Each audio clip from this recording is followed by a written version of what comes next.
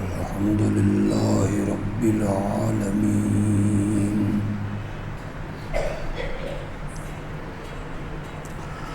والعاقبة للمتقين والصلاة والسلام على سيد الأنبياء والمرسلين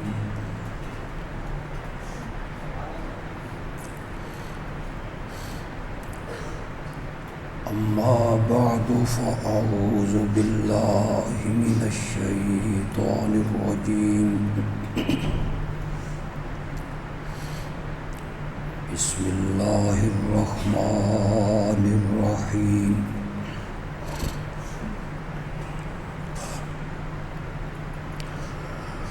الله لا إله إلا هو الحي القيوم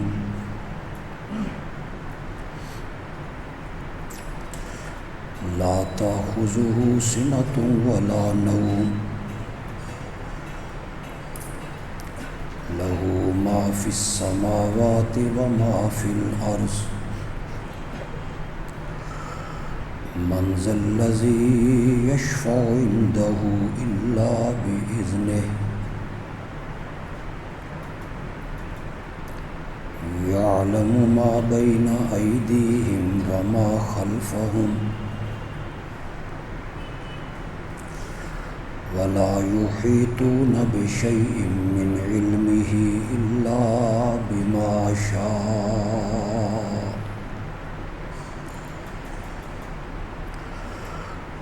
وسع كرسيه السماوات والأرض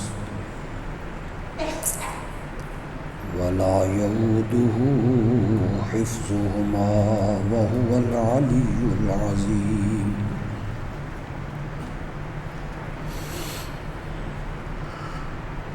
اللہ کے سوا عبادت کے لائق کوئی نہیں،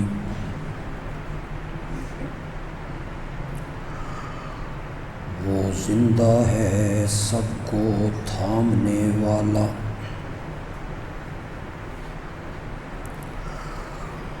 اسے نہ تو اونگ آتی ہے اور نہ نیند،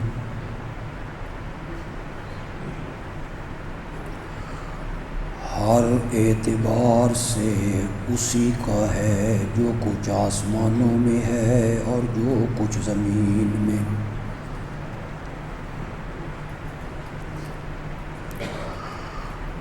کون ہے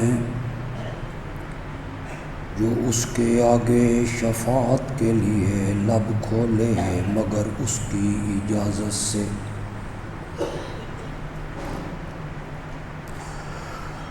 جانتا ہے جو کچھ مخلوقات کے آگے ہے اور جو کچھ ان کے پیچھے،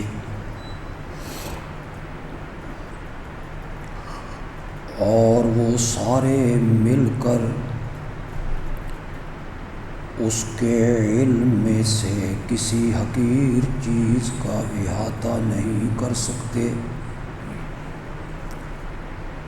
مگر جو وہ چاہے، اس کی قدرت وسیع ہے آسمانوں میں اور زمین میں، اور زمین و آسمان کی حفاظت کرنے سے وہ تھکتا بھی نہیں، اور وہ بلند و بالا ہے عظمتوں والا۔ اللہم صلی علی محمد وعلی آل محمد کما صلیت علی ابراہیم وعلی آل ابراہیم انک حمید مجید۔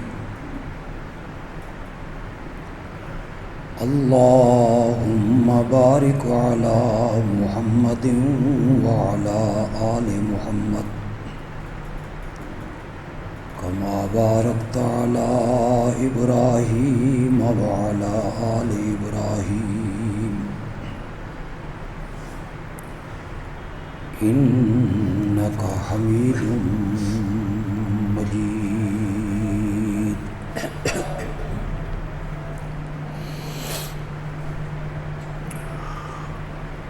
آیت الکرسی کی تفسیر اور تشریح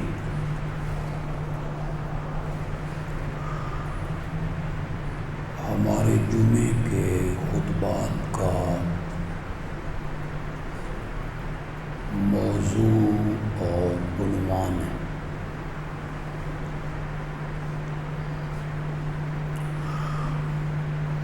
پچھلے تقریباً 8 خطبوں میں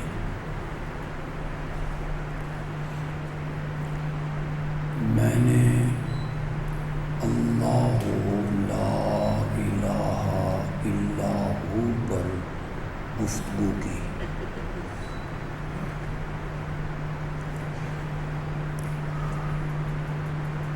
میں نے الہ کا معنی اور مفہوم سمجھایا۔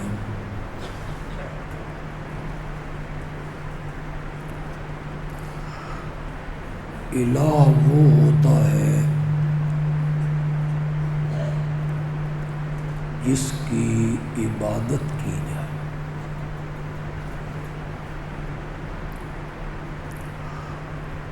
پھر میں نے عبادت کا مفہوم بھی سمجھایا۔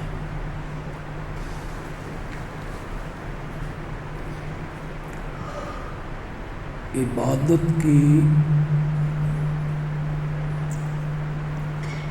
3 قسمیں۔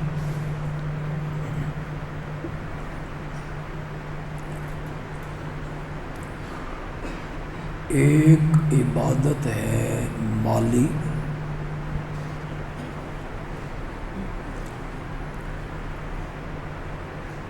ایک عبادت ہے قولی،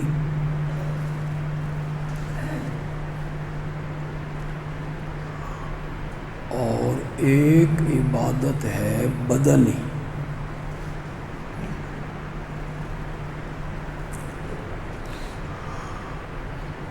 بدنی عبادت اسے کہتے ہیں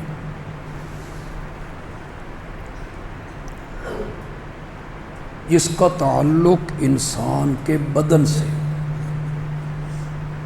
جسم سے۔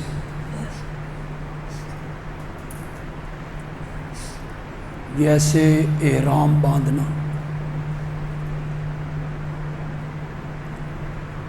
بیت اللہ کا طواف کرنا،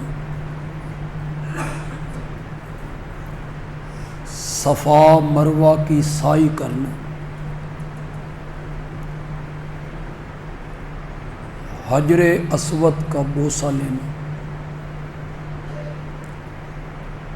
منی، مزدلفہ، عرفات میں ٹھہرنا،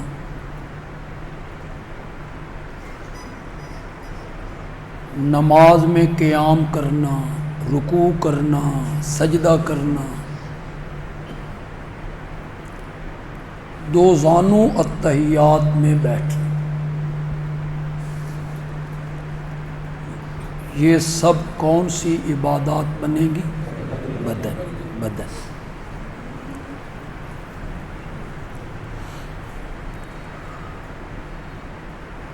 ایک بات جو آج میں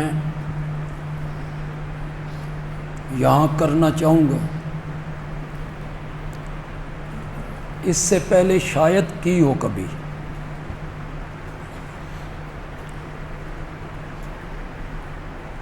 لیکن اس کا سمجھنا ضروری ہے۔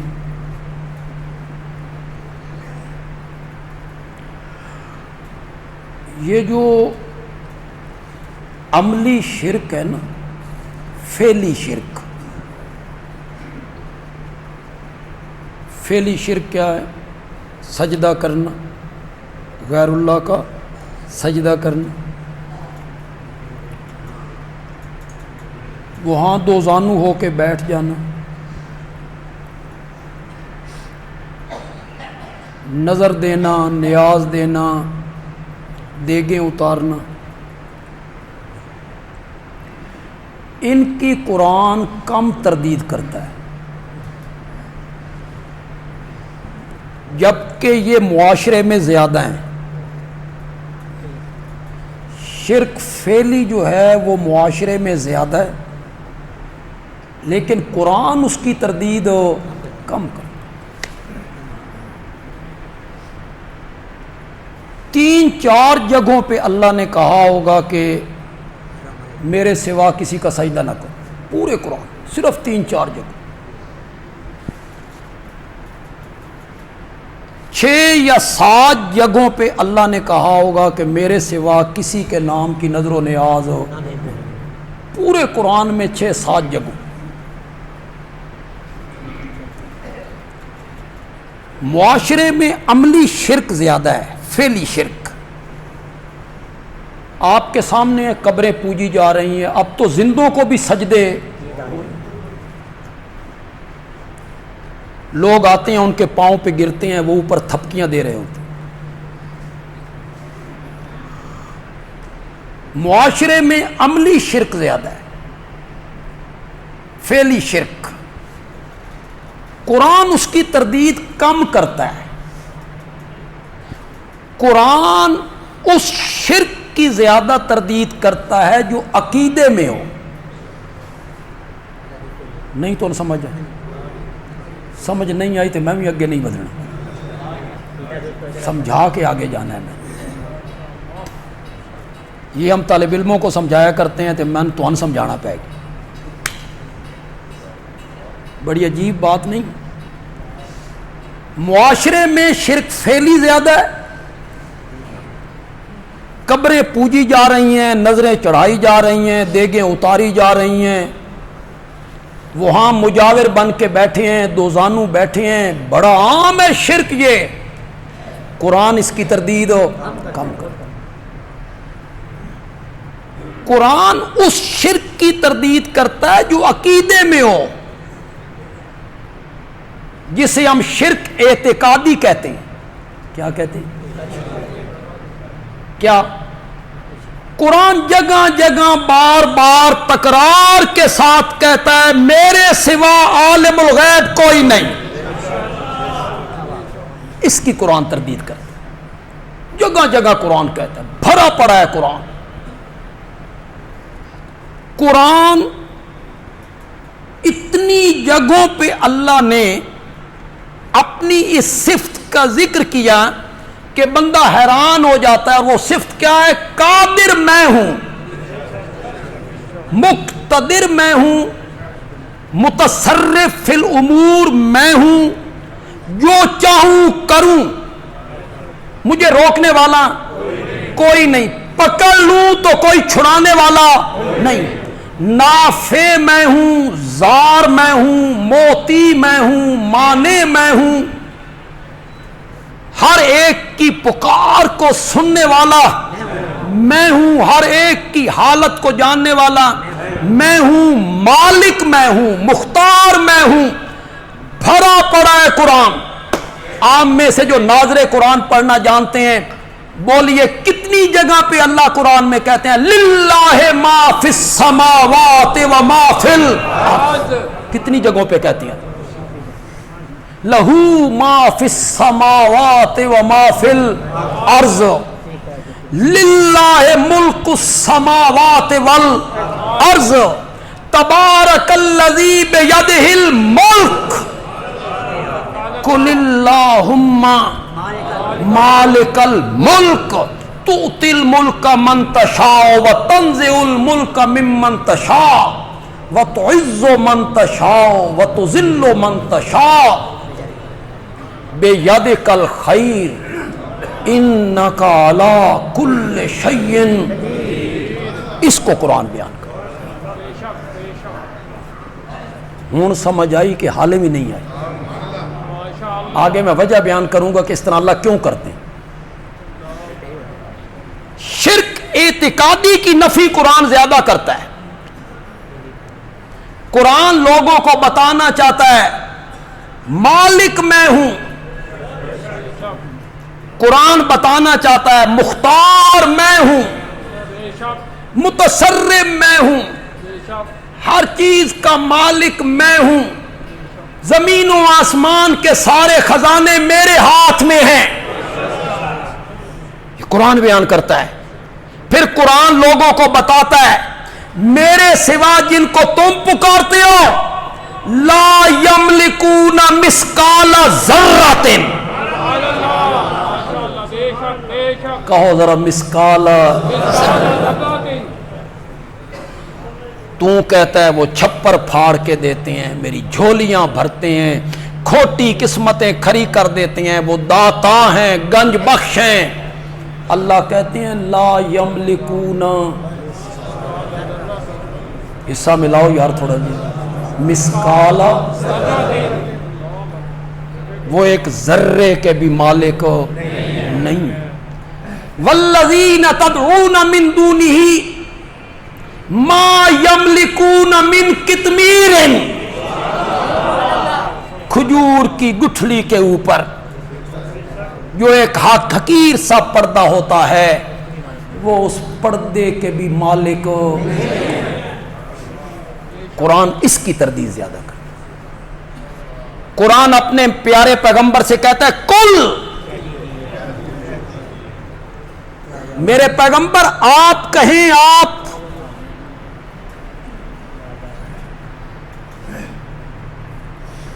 نبی پاک کی زبان سے اللہ کہلوانا چاہیے۔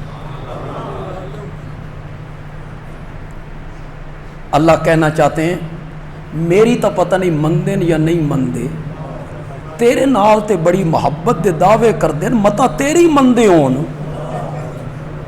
کل، آپ کہیں لا عملے کو کرو مانا، ہوں تو میں جتھے جتھے تقریر کرن جا رہے ہیں میں اتھے آکھ رہا میں معاویہ مسجد دے نمازیاں نوں میں کافی عربی پڑھا چھڈی۔ لا عملے کو، عملے کو کا معنی ہوتا ہے میں مالک ہوں، ہوں لا عملے کو دا معنی کروں لے نفسی، اپنی جان کے لیے میں مالک نہیں ہوں، نفعن ولا ضررن، میں اپنی جان کے لیے نفع نقصان کا مالک نہیں ہوں، الا ما شاء اللہ، استثناء منقطع ہے، بمعنی لیکن معنی یہ کریں گے مگر وہی ہوتا ہے جو کون چاہتا ہے، الا ما شاء اللہ۔ اللہ نے بھی کوئی خدا دی قسم کسر نہیں چھوڑی، پتہ تھا نا اللہ کو، لوگوں نے کہنا ہے بس آپ نے کہہ دیا ہے میں اپنی جان کے لیے نفع نقصان کا مالک نہیں ہوں، چلو اپنے واسطے نہیں ساڈے واسطے تے ہے نے نا۔ اللہ کو پتا تھا، اللہ نے پھر اعلان کروایا میرے پیغمبر کہے لا عملے کو لکم، میں تمہارے لیے نفع اور نقصان کا مالک نہیں۔ یہ کتنی واضح آتے ہیں یار، ایک دونی دونی تے دو دونی، اس کے باوجود بھی اگر کوئی کہتا ہے کہ آپ کے پاس اختیار ہیں، آپ مختار کل ہیں، آپ جو چاہیں کریں، اس دا ساڈے کول علاج کوئی، اس کا کوئی علاج نہیں۔ اور جو ان آیتوں کو سن کے پھر ان قصوں کہانیوں حکایتوں اور چٹکلوں کے پیچھے جاتا ہے جو بندہ، اس کا بھی ہمارے پاس کوئی علاج نہیں ہے، کل قیامت آنی ہے وہاں سارے فیصلے ہو جائیں گے۔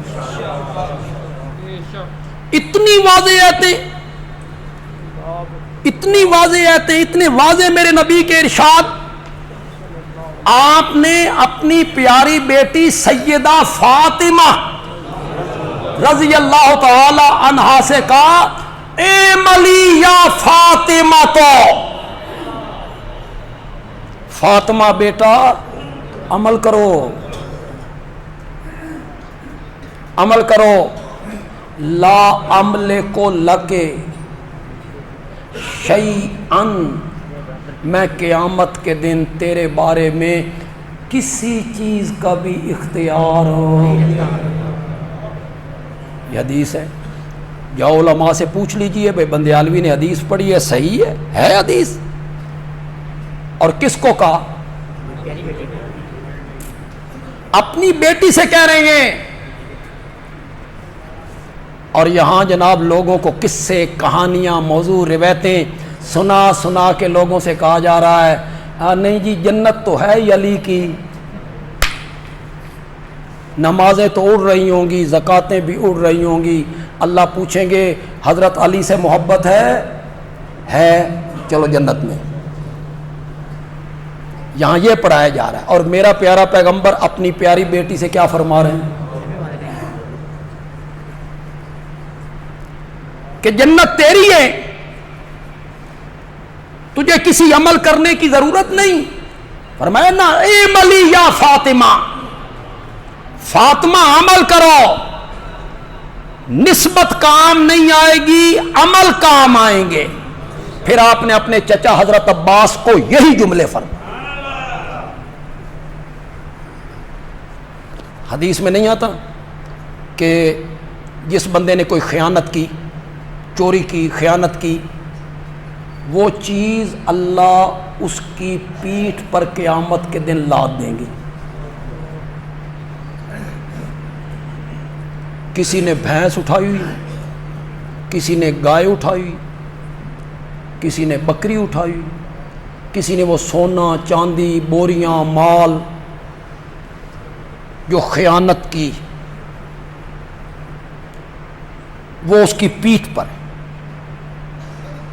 میرے آقا نے فرمایا وہ میرے پاس آئے گا، وہ بندہ میرے پاس آئے گا، آ کے کہے گا اغثنی یا رسول اللہ، اے اللہ کے رسول میری فریاد کو پہنچو، میرے واسطے کچھ کرو۔ تو میں اس کو جواب میں کہوں گا لا املک لک شیئا، میں آج تیرے معاملے میں کوئی اختیار نہیں رکھتا، میں نے دنیا میں یہ بتا دیا تھا کہ خیانت نہیں کرتی، میں نے دنیا میں تمہیں سمجھا دیا تھا کہ چوری نہیں کرنی، حرام کا مال نہیں کھانا۔ اس دن آپ اس سے کہیں گے لا املک لک شیئا، میں تیرے لیے کسی چیز کا اختیار نہیں رکھتا۔ معاشرے میں فعلی شرک زیادہ ہے، عملی سجدے ہو رہے ہیں، نظریں ہیں، نیازیں ہیں، قرآن اس کی تردید کم کر۔ قرآن کس شرک کی تردید کرتا ہے؟ عقیدے کی، عقیدہ بنانا چاہتا ہے، عقیدہ بنانا چاہتا ہے کہ مالک صرف اللہ ہے۔ قرآن عقیدہ بنانا چاہتا ہے کہ مختار صرف اللہ۔ قرآن لوگوں کا نظریہ بنانا چاہتا ہے کہ تیری پکاروں کو سننے والا صرف اللہ ہے، تیرے حالات سے واقف صرف اللہ ہے۔ قرآن یہ عقیدہ بنانا چاہتا ہے، اس پر زیادہ زور دیتا ہے قرآن۔ کیوں؟ اس لیے کہ شرک فعلی جو ہے نا، یہ نتیجہ ہے شرک اعتقادی کا۔ فعل میں شرک تب آتا ہے جب پہلے کہاں آئے؟ عقیدے۔ نہیں سمجھ آئی تو اور آسان کر دیتا۔ اگر کسی بندے کا یہ عقیدہ ہو کہ جس کے نام کی میں نظر و نیاز دے رہا ہوں اسے میرے حالات کا پتہ کوئی نہیں، اس کا اختیار کوئی نہیں، دے گا نظر و نیاز؟ نہیں دے۔ اگر یہ عقیدہ ہو کہ جس قبر پہ میں جھک رہا ہوں، سجدہ کر رہا ہوں، صاحب قبر کو میرے حالات کا پتہ کوئی نہیں، میرا نفع نقصان اس کے اختیار میں نہیں، جھکے گا؟ نہیں جھکے گا۔ تو شرک فعلی جو ہے یہ نتیجہ ہے شرک اعتقادی کا۔ پہلے عقیدے میں شرک آتا ہے، پھر فعل میں شرک آتا ہے۔ اللہ نے بنیاد پر ہاتھ رکھ کے لوگوں کے توحید والے عقیدے کو درست کر دیا۔ قرآن میں اللہ کہتے ہیں اپنے عقیدے درست کر لو، میرے سوا عالم الغیب کوئی نہیں، میرے سوا مختار کل کوئی نہیں، میرے سوا تمہارا مالک نفع نقصان کا مالک کوئی نہیں، میرے سوا مشکلیں حل کرنے والا کوئی نہیں، حاجت روا کوئی نہیں۔ میں نے پچھلے جمعے شاید یہاں پڑھی یمسسک اللہ بضر اگر اللہ تجھے کسی تکلیف میں پکڑ لے فلا کاشف لہ، اس کو کھولنے والا کوئی نہیں الا ہو. یہ قرآن ہے. اگلے دن ایک خطیب صاحب کی تقریر سنی فیس بک پہ، کیسے کیسے عجوبے آئے ہوئے ہیں فیس بک پہ. سناؤں؟ لطیفہ ہے، چلو تھوڑا جہاز بھی لاؤں. فرمانے لگے یہ کہتے ہیں اللہ کے سوا مشکل کشا کوئی نہیں. یہ ذرا کشا کے لفظ پہ غور کرنا ہے، مشکل کشا کوئی نہیں. تو مولانا آگے فرماتے ہیں کہ جب تم حکیم کے پاس جاتے ہو، ڈاکٹر کے پاس، تو وہ کہتا ہے یہ جو ٹیبلٹ ہے، گولی ہے، یہ قبض کشا ہے. گولی قبض کشا ہو سکتی ہے تے بزرگ مشکل کشا نہیں ہو سکتا. صدقے جاواں جن ہونٹوں سے یہ دلیل نکلی ہے ان ہونٹوں کو چومنے پہ دل کرتا ہے. کیسی بات کی ہے حضرت نے. دلیل تو ہی نا، ڈاکٹر کی گولی قبض کشا ہو سکتی ہے، بزرگ مشکل کشا نہیں ہو سکتے. مولانا یہ ڈاکٹر کی گولی اور قبض کشا آپ کی جو دلیل ہے نا، اس سے ظاہر ہو رہا ہے کہ غیر اللہ کے مشکل کشا ہونے پر تمہارے پلے کوئی دلیل نہیں ہے.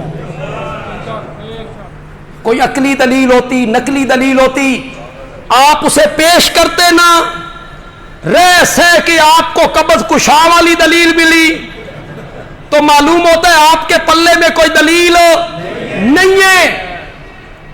ہمارے پاس آئیے، ہمارا نظریہ اپنائیے. قرآن بھرا پڑا ہے، قرآن بھرا پڑا ہے. اللہ تعالیٰ کہتی ہیں اِن یمسسک اللہ بضر، اگر میں کسی آپ کو تکلیف میں پکڑ لوں فلا کاشف لہ. کشا کا کیا معنی ہے؟ کھولنا. کاشف کا کیا معنی ہے؟ کھولنے والا. فلا کاشف لہ الا ہو، تو اس مصیبت کو کھولنے والا کوئی نہیں مگر وہی. مشکل کشا، حاجت روا، مشکلیں حل کرنے والا اللہ کے سوا کوئی نہیں. بندیالوی کے سوا سرگودا میں یہ کوئی خطیب جملہ نہیں کہے گا. کوئی نبی ہو یا کوئی ولی ہو یا پیر ہو یا فقیر ہو، کوئی شہید ہو یا عالم ہو، وہ مشکل کشا نہیں ہے، حاجت روا نہیں ہے. جس پر مشکلیں آئے نا وہ مشکل کشا نہیں ہوتا. جس پہ آپ مشکلیں آئے نا وہ مشکل کشا نہیں ہوتا. مشکل کشا وہ ہوتا ہے جو الغنی ہے. تمہیں ڈاکٹر کی ٹیبلٹ وہ قبض کشا ہے، اس سے آپ دلیل پکڑ رہی ہیں، اس سے آپ نے دلیل پکڑی ہے. اور قرآن پاک کو آپ نے نہیں دیکھا. اللہ کا پیغمبر ہے، 18 سال سے بیمار ہے.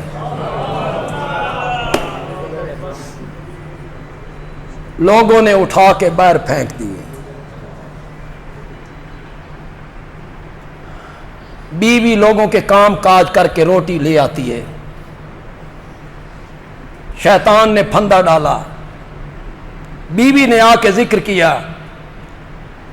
پیغمبر نے کہا ہو نوبت بہیں یا رسید، کہ شیطان کو بھی امید ہونے لگی کہ میں رب کا دروازہ چھوڑ کے اس کے نام پہ بکرے چھترے ذبح کروں گا. 18 سال. اٹھا قرآن سورۃ انبیاء اور 17واں پارہ. یہ ڈاکٹر دی ٹیبلٹ نہیں، یہ قرآن ہے، یہ شہنشاہ کا کلام ہے، اس کے ماتھے کا جھومر ہے، ذالک الکتاب، اٹھا یہ قرآن۔ میرے جو جمعے کے مقتدی ہیں میں ترجمہ نہیں کروں،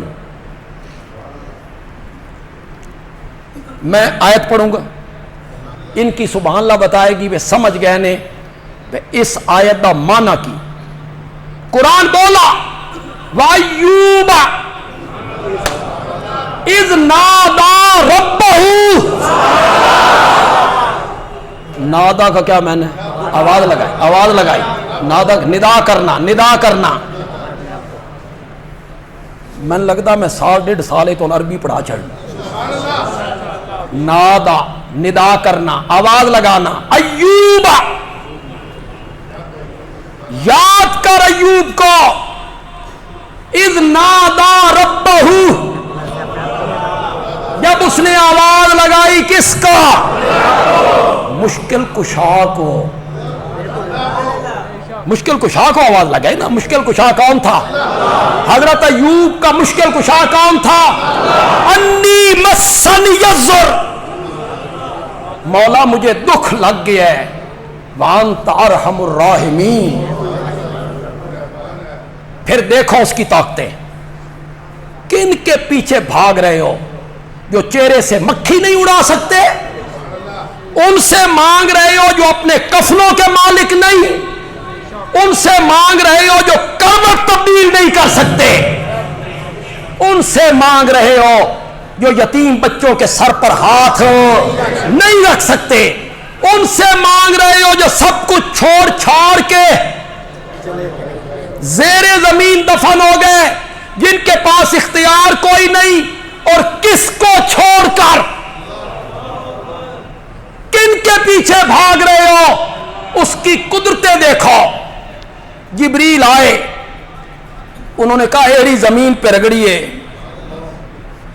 رگڑنا تیرا کام ہے، چشمے کا جاری کرنا ہمارا کام ہے۔ نہا لیجئے، باہر کی بیماریاں ختم، پی لیجئے اندر کی بیماریاں ختم۔ مشکل کشا اس کو کہتے ہیں، یہ ہوتا ہے مشکل کشا، یہ ہے مشکل کشا۔ حضرت ایوب کا مشکل کشا کون تھا؟ کس کے سامنے مشکل رکھی؟ حضرت کوئی کم دی دلیل ہے تو لے آؤ، کوئی کام کی دلیل ہے تو لاؤ۔ ہاتو برہانکم ان کنتم صادقین، اپنے شرکیہ عقیدے پر کوئی دلیل لاؤ اگر تمہارے پاس ہے۔ یہ کوئی دلیل نہیں، تو گالیاں بھی نہیں کرنی، کومنٹ میں مجھے گالیاں بھی نہیں نکل۔ پچھلے جمعے میں نے کیا ایک جملہ کہہ دیا، فیس بک پہ ٹک ٹاک پہ لوگ آ ٹپکے بندیالوی استغفر اللہ، اوپر لکھتے استغفر اللہ۔ بندیالوی نے حضرت عثمان کو نبی پاک کا رسول کہہ دیا۔ واہ، بندیالوی نے حضرت عثمان کو کس کا رسول کہہ دیا؟ نبی پاک کا بھی رسول کہہ دیا۔ میں نے کہا او گرامر پڑھو، او نامیر پڑھو، او مضاف الیہ دا میں نہ سمجھو۔ کنہ جاہلاں تے اجہل لوگاں نال ساڈا ٹاکرا پہ گیا۔ جو جاہل اٹھتا ہے وہ فیس بک پہ آ کے بکواس شروع کر دیتا، استغفر اللہ جی بڑی توہین کر دی ہے جی، حضرت عثمان کو نبی پاک کا رسول کہہ دی۔ میں نے کہا حضرت انس نے کہا۔ کس نے کہا؟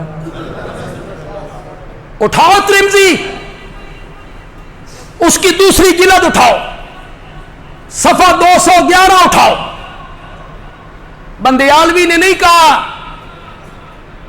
یہ اس صحابی نے کہا ہے جس نے 10 سال میرے نبی کے گھر میں رہ کر میرے نبی کا ذاتی ملازم بن کر نبوت کی خدمت کی تھی. اس نے کہا ہے. اور کیا ہے وہ رسول کس معنی میں ہے؟ رسول کا معنی ہوتا ہے قاصد. رسول کا معنی ہوتا ہے پیغامبر، پیغام لے جانے والا، جس کو آپ اپنی زبان میں کہتے ہیں ایلچی. کیا کہتے ہیں؟ ایلچی، قاصد، پیغامبر. سورت مریم پڑھ، مریم کھڑی ہیں، جبریل آ گئے انسانی شکل میں، وہ پریشان ہوئی. جبریل نے کہا آنا رسول ربک. کیا معنی ہے؟ میں تیرے رب کا بھیجا ہوا ہوں.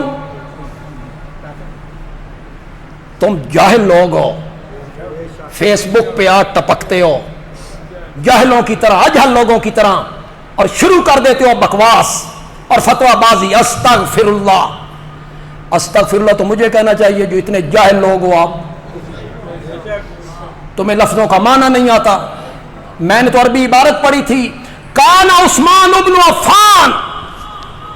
حضرت انس کہتی ہیں کان عثمان ابن عفان رسول اللہ. رسول اللہ. عثمان جو تھے نا وہ اللہ کے رسول تھے. کس معنی میں؟ شاباش شاباش. کس معنی میں؟ یعنی نبی پاک نے انہیں قاصد بنا کے کہاں بھیجا؟ مکے. ایلچی بنا کے کہاں بھیجا؟ مکے. اس معنی میں ہے. سورت یوسف میں آپ پڑھیں، وہ جو بادشاہ کو خواب آیا اور اس کی تعبیر کسی کو نہیں آتی تھی، تو جنہوں نے تعبیر جیل میں حضرت یوسف کی سنی تھی، اور وہ جو ساقی تھا وہ رہا ہو گیا تھا، اس کے ذہن میں آیا ہو جیل میں ایک آدمی تھا تعبیر اس کی بڑی اچھی ہوتی تھی. اس نے کہا مجھے اجازت لے دو جیل میں جانے کی تو میں تعبیر پتہ کر کے آتا ہوں. قرآن اس بارے میں کیا کہتا ہے؟ جب بادشاہ کا رسول پہنچا. کس معنی میں؟ شاباش شاباش. اور یہ جو حضرت عثمان نبی پاک کے رسول بن کے گئے، کس معنی میں؟ اندر کا گند باہر نکالو. تکلیف تمہیں کوئی ہو رہی، کیسے وہ مقولہ کہتے ہیں بھائی پیڑا ہور تے پھکیاں ہور. پیڑ ہو رہے، اوپر سے تم نے یہ لفظ بول دیا اور جی بڑی گستاخی کر دی ہے. جو اصل درد ہے وہ باہر نکالو، بغض باہر نکالو. میں نے تو حضرت عثمان کی فضیلت میں یہ جملے کہے تھے، اور ترمذی نے نقل کی، حضرت انس نے کہا. اور جس شخصیت کے بارے میں نے جملے کہے، میں نے درد دل سے جملے کہے تھے کہ ایک خبیث آدمی نے ایک چینل پہ بیٹھ کر حضرت عثمان کے متعلق بازاری زبان استعمال کی تھی کہ حضرت عثمان نے کافروں کو تشریف دکھا دی. یہ بازاری زبان. ہم نے یہ دن بھی دیکھنا تھا کہ 15ویں صدی کا آدمی ان لوگوں کے متعلق توہین آمیز جملے کہہ رہا ہے جس نے غزوہ تبوک میں 300 اونٹ ما ساز و سامان میرے نبی کی خدمت میں پیش کیے، پھر 1000 دینار سونے کا ہوتا ہے، سونے کا 1000 دینار میرے نبی کی خدمت میں بھیجا. جھولی میں دینار ہیں، میرے نبی اس طرح کر رہی ہیں، دیناروں کی آواز پیدا ہو رہی ہے، اور میرے نبی کہتے ہیں ما ضر عثمان ما عمل بعد اليوم، ما ضر عثمان ما عمل بعد اليوم، ما ضر عثمان ما عمل بعد اليوم. آج کے بعد عثمان جو کچھ کرتا رہے اللہ نے اس سے حساب ہی نہیں لینا ہے. آج دنیا کے کسی صحابی کے متعلق میرے نبی نے یہ جملے کہے لاؤ سامنے. حضرت ابوبکر کے متعلق کہے نہیں، حضرت عمر کے متعلق کہے نہیں، حضرت علی کے متعلق کہے نہیں، حضرت طلحہ کے متعلق کہے نہیں. صحابہ میں واحد شخصیت ہے جس کے بارے میں میرے نبی نے یہ جملے کہ ما ذر عثمان ما عمل بعد اليوم، آج کے بعد عثمان جو کچھ کرتا رہے اس کو کوئی عمل ضرر نہیں پہنچا سکتا، کوئی عمل اسے نقصان نہیں پہنچا سکتا۔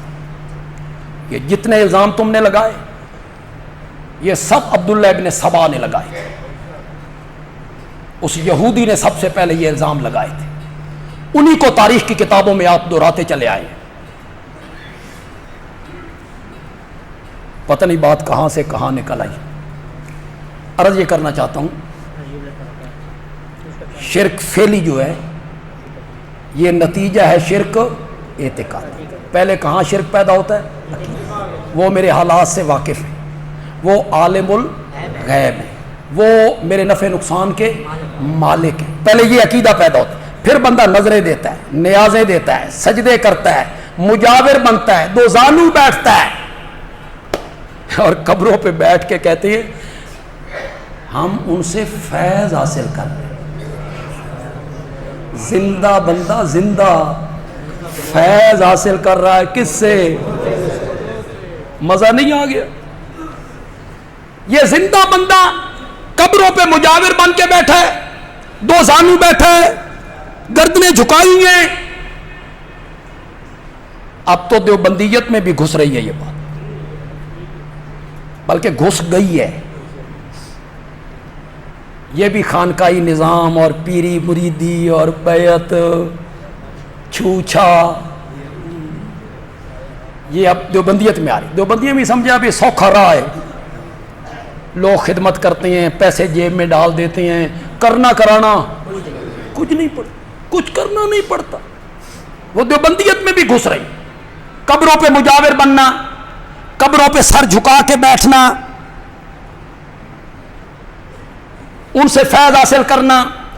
خدا گواہ ہے میرا مزاج مناظرانہ نہیں ہے، آپ اچھی طرح جانتے ہیں، تحدی تعدی میرا مزاج نہیں ہے، لیکن بعض اوقات آپ کو سمجھانے کے لیے بات کہہ دیتا ہوں۔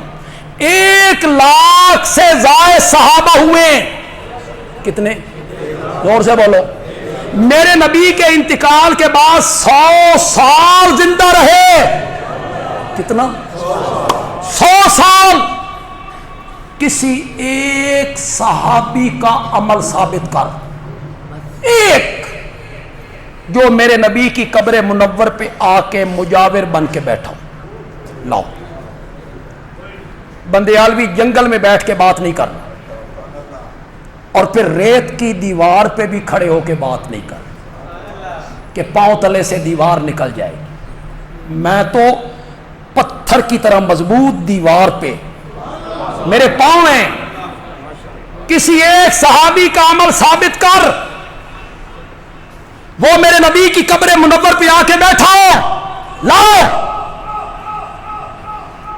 تمہیں قیامت کی صبح تک مہلت، جاؤ جاؤ۔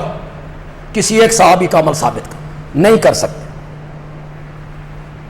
سلام عرض کرنے کے علاوہ ایک سیکنڈ کے لیے بھی کوئی صحابی میرے نبی کی قبر منور پہ ٹھہرا نہیں ٹھہرا۔ زین العابدین رحمت اللہ علیہ نے ایک بندے کو دیکھا، سلام پڑھنے کے بعد وہ تھوڑا سا ٹھہرا تو وہ روٹی کھا رہے تھے، روٹی چھوڑ دی اور اس کو کہا اب کیا کرنا چاہتے ہو، نکلو یہاں سے۔ یہ چیزیں ہم میں گھسی، قبر پرستی۔ کیوں بھائی؟ شروع جب دین آیا، اسلام آیا، تو میرے آقا نے قبرستان جانے سے لوگوں کو منع کر دیا تھا۔ جانتے ہیں آپ کیا کر دیا تھا؟ منع۔ کوئی بندہ قبرستان نہ جائے، منع کی۔ جب توحید دلوں میں راسخ ہو گئی، شرک میرے نبی نے کھرچ کے باہر نکال دیا۔ بت پرستی کی جگہ رب پرستی آئی، مضبوط ہو گیا عقیدے۔ اب اجازت دے دی گئی۔ میں حدیث پڑھ دیتا ہوں۔ کنت نہیتکم عن زیارت القبور میں نے تمہیں قبروں پہ جانے سے منع کر دیا تھا، فزوروہا، اب قبرستان جایا کرو، فإنہا تذکر الموت وتزہد من الدنیا، او کما قال النبی صلی اللہ علیہ وسلم، قبرستان جانے سے دل میں دنیا سے بے رغبتی پیدا ہوتی ہے، اور کیا یاد آتی ہے؟ موت یاد۔ اگر ہمیں یاد نہ آئے نا، ہم قبرستان میں ہوتے ہیں، جنازے میں ہوتے ہیں، دفن ہو رہا ہوتا ہے، میت کو دفن کیا جا رہا ہوتا ہے، ہم سیاسی گفتگو کر رہے ہوتے ہیں، کاروباری گفتگو کر رہے ہوتے ہیں، ہمیں یاد نہ آئے نا موت ہو، تو پھر اللہ قرآن میں کہتے ہیں کئی لوگوں کے دل پتھر ہو جاتے ہیں، یا پتھروں سے بھی زیادہ سخت۔ کچھ پتھر تو خوف خدا سے گر پڑتے ہیں، اور کچھ پتھر اللہ کے ڈر سے پھٹ جاتے ہیں۔ تو بندے کو اگر وہاں جا کے بھی موت یاد نہیں آتی تو پھر وہ سمجھے کہ اس کا دل پتھر ہو گیا ہے نا، تبھی تو موت یاد نہیں آ رہی۔ تو قبرستان جانے کی غرض میرے نبی نے کیا بتائی تھی؟ فَإِنَّهَا تُذَكِّرُ الْمَوْتِ۔ میں نے کئی مرتبہ آپ سے کہا قبرستان جایا کریں، گائے بگائے قبرستان جایا کریں۔ بازاروں میں چلے جاتے ہیں فضول، بازاروں کا رخ کرنے کے بجائے قبرستان کا رخ کر لیا۔ صبح کے ٹائم آپ کہیں باغوں میں چلے جاتے ہیں، کبھی قبرستان کی طرف بھی چلے جائیں، گائے بگائے جایا کریں۔ اور وہ جو قبروں کے سرہانے تختیاں لگی ہوئی ہیں نا، انہیں پڑھا کریں، انہیں پڑھا کریں۔ عام طور پر نوجوانوں کا خیال یہ ہے کہ بوڑھے لوگ مرتے ہیں، اسی حالے جوان ہاں، حال موت ہو، یہ شیطان کا چکر ہے، یہ شیطان چکر دیتا ہے، وعدے دیتا ہے، مزین کرتا ہے چیزوں کو۔ ابھی کہاں موت، مرتے تو بوڑھے ہیں، ابھی تو میں بچہ ہوں، 14 سال 15 سال 17 سال 18 سال کا۔ تو وہ پڑھے کریں، وہ تختیاں پڑھا کریں، ان پہ آپ کو لکھا ہوا ملے گا اس بندے کا نام، پھر لکھا ہوا باعمر 24 سال، باعمر 22 سال، یعنی جب یہ مرا تھا تو اس کی عمر کتنی تھی؟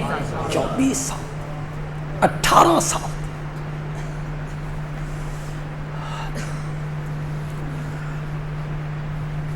بچے نہیں مرتے، جوانوں پہ موت نہیں آتی۔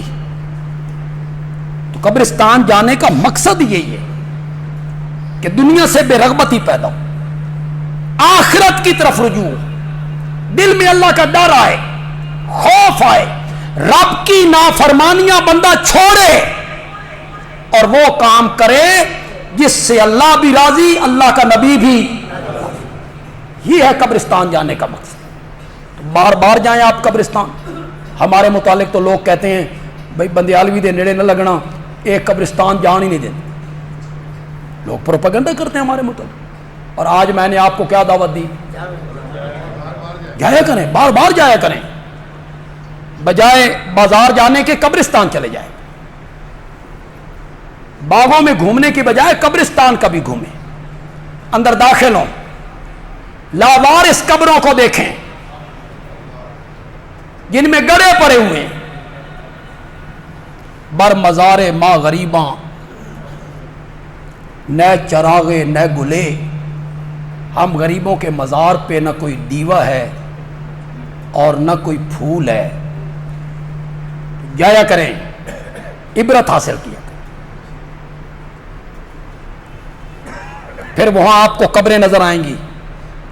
یہ کون تھے؟ یہ شہر ہمارے کے بڑے مفتی تھے، شیخ الحدیث تھے، بہت بڑے عالم تھے، بہت بڑے خطیب تھے۔ پھر آپ کو قبریں نظر آئیں گی، یہ بڑا پہلوان تھا ہمارے شہر کا۔ اور یہ کون تھا؟ یہ بڑا تاجر تھا، اربوں پتی، آپ اس کو جانتے ہیں، وہ پڑھیں گے آپ تو آپ کے اس کو بندے کو تو ہم جانتے ہیں، یہ تو بڑا تاجر تھا، بڑے پیسے والے تھا، لیکن آج وہ کہاں جا کے سو گئے؟ ان پہ مٹی کا ڈھیر ڈال دیا۔ غرور تھا، نمود تھی، ہٹو بچو کی تھی صدا۔ دنیا میں بندہ ہوتا ہے نا تو پھر اچھے کپڑے پہن کے نکلتا ہے، اچھا لباس پہن کے، اچھی جوتیاں پہن کے، اچھا گھر، اچھا کمرہ، اچھی بیٹھک، اچھی کوٹھی، کوئی ایک ذرہ برابر مٹی ڈالے نا۔ پھر کئی لوگ تو ہوتے ہیں وہ غریبوں کے سلام کا جواب ہی نہیں دیتے، دولت پہ تکبر ہو رہا، دیں گے بھی دے یوں کر کے دیں گے، 2 انگلیاں دے دیں۔ کئیوں کو خطابت کا تکبر، کسی کو اپنی نعت خوانی کا تکبر، کسی کو دولت کا تکبر، وہ غریبوں سے بات نہیں کرتا، گفتگو نہیں کرتا۔ جو متکبر آدمی، یہ کوئی ضروری نہیں کہ آپ میری بات سے اتفاق کریں، کوئی ضروری نہیں، جو متکبر آدمی جس کی گردن میں سریا ہے اور آپ کے سلام کا جواب نہیں دیتا، اسے سلام مت کیجیے، نہیں کرنا اس کو سلام، اسے اوقات یاد دلا، تیری اتنی اوقات بھی نہیں ہے کہ میں تجھے سلام کروں۔ جو غریبوں کے سلام کا جواب تک نہیں دیتے۔ تو جو متکبر تھے، دولت کے بلبوتے پر، علم کے بلبوتے پر بڑا نام تھا ان کا شہر میں اور ملک میں، وہ بھی آخرکار کہاں آ گئے؟ یہیں آ گئے۔ غرور تھا، نمود تھی، ہٹو بچو کی تھی صدا۔ یہ جو پروٹوکول میں نکلتے ہیں ہمارے وزیر اور مشیر اور نکلتے ہیں نا پروٹوکول، آگے گاڑیاں ہیں، پیچھے گاڑیاں ہیں، آگے پولیس کی گاڑیاں ہیں، پیچھے پولیس کی گاڑیاں ہیں، اور ملک کیا ہے؟ ملک کا ایک ایک فرد مقروض ہے، باہر جا کے یہ بھیک مانگتے ہیں، دے جا سخیا رائے خدا تیرا اللہ ہی بوٹا لائے گا، خود ان کی عیاشیاں ختم نہیں ہوتی۔ اور جو قرض دینے والے ہیں ان کا وزیر اعظم سائیکل پہ آ رہا، جو قرض دینے والے ہیں وہ سائیکل پہ ہے، اور جو قرض لینے والے ہیں یہ متکبر فقیر، یہ لینڈ کروزوں پہ ایک ایک نہیں، آگے پیچھے پروٹوکول کی گاڑیاں ہیں، آگے وہ کہتے ہیں ہٹ جاؤ ہٹ جاؤ، ادھر ہو جاؤ ادھر ہو جاؤ ادھر ہو جاؤ۔ غرور تھا، نمود تھی، ہٹو بچو کی تھی صدا، اور آج تم سے کیا کہیں لحد کا بھی پتا نہیں۔ سب چیز ختم ہو جاتی، سب چیزیں ختم ہو جاتی۔ کہتے ہیں سکندر مرزا ایک پاگل خانے میں معائنے کے لیے چلا گیا تھا، تو آگے وہ پاگل تھے، کوئی حرکت کی ہوگی اس نے، اس نے کہا میں ملک کا وزیر اعظم ہوں، اگلی بات سمجھنی ہے کہ تاں تو لطیفہ محسوس ہونا، اس نے کہا میں ملک کا وزیر اعظم ہوں، اس پاگل نے کہا اساں بھی پہلے انہی آکھ دے ہوندے سے، اساں بھی پہلے انہی آکھ دے کہ ہم ملک کے کیا ہیں؟ وزیر اعظم۔ وہ غرور، وہ تکبر، وہ نمود سب ختم ہو گئے۔ مرنے کے بعد کیوں موت یاد نہیں آئی؟ مل آنر مرتا ہے، ارب پتی مرتا ہے، اسے 2 گھوڑے کی بوسکی کا کفن دیتے، وہی کفن، ایک لباس ہے، کوئی پراپرٹی تیری نہیں۔ وہ جو کہتا ہے میرے 200 مربے ہیں، میری مل ہے، میری دکانیں ہیں، میری فیکٹری ہے، کوئی پراپرٹی تیری نہیں، بس وہ 2 گز کی پراپرٹی تیری ہے، وہ بھی لب جائے، جہاں جا کے تو نے کیا ہونا ہے، اس کے سوا تیری کوئی پراپرٹی نہیں ہے، سب یہی رہ جانا ہے، سب نے ختم ہو جانا ہے۔ تو قبرستان جانے کا مقصد میرے نبی نے کیا بتایا؟ قبرستان جایا کرو، وہاں جا کے موت یاد آتی ہے، وَتُزَاحِدُ مِنَ الدُّنْيَا، اور دنیا سے بے رغبتی پیدا ہوتی، بندے کے دل میں آئے گا یہ اتنا بڑا خطیب، اتنا بڑا چودھری، اتنا بڑا پہلوان، اتنا بڑا تاجر، اتنا بڑا سیاسی لیڈر، یہ یہاں آ گیا ہے، کل میں نے بھی یہاں، یہ دل میں یہ چیز پیدا ہو۔